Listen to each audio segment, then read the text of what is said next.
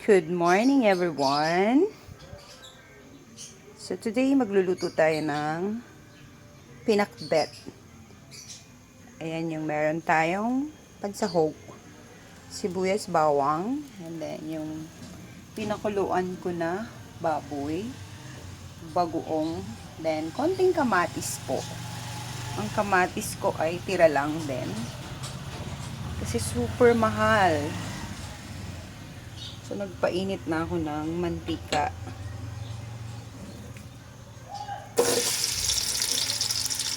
Sabay ko na guys yung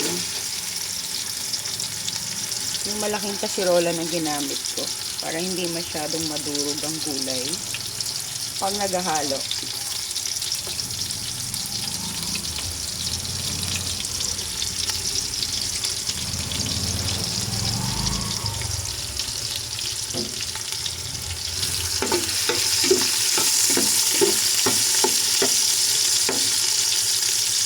So wait lang natin hanggang mag golden brown.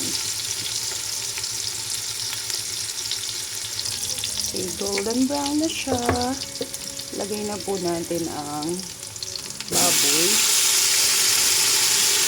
para masangag siya at lumabas pa yung kanyang mantika.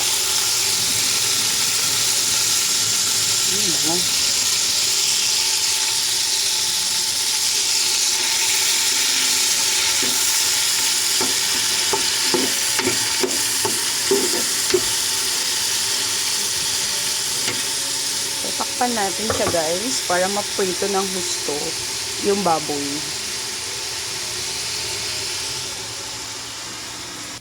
Grabe. Umupo. Ow! Ayan guys, naririnig nyo? So meaning, pinatay ko yung So lalagay ko na yung buong and kamatis.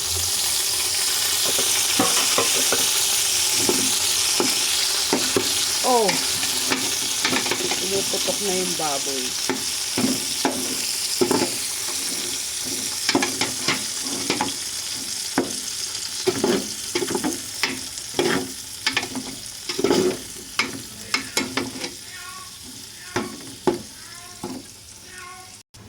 Smell. Wow. Kailangan lutong-luto yung bagoong guys bago natin ilagay yung gulay.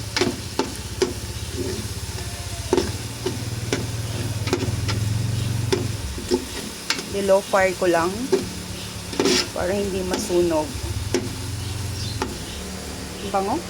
Lalagyan ko din po siya ng siling haba. So sabay-sabay ko na yan ilalagay para sabay-sabay silang lalambot. Lalagay na natin ang gulay guys.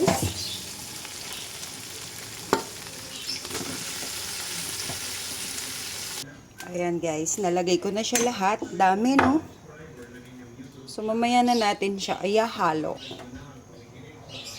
Mga 2 to 3 minutes. Check natin. Pwede na siyang ihalo.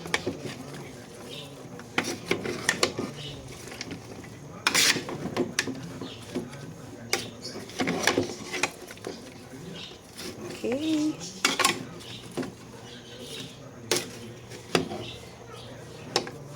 Bango.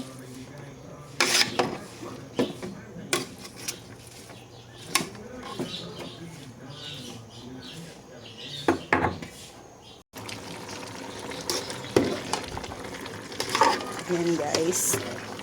Malapit na siyang maluto. Sumasayaw pa yung casserole of rice.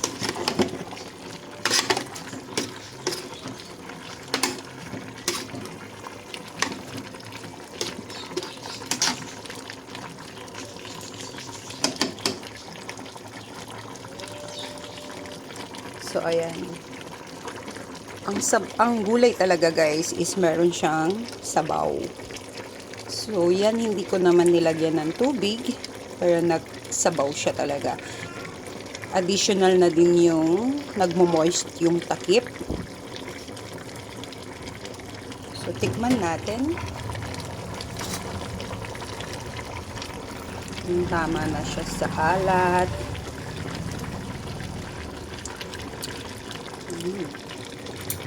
Nice.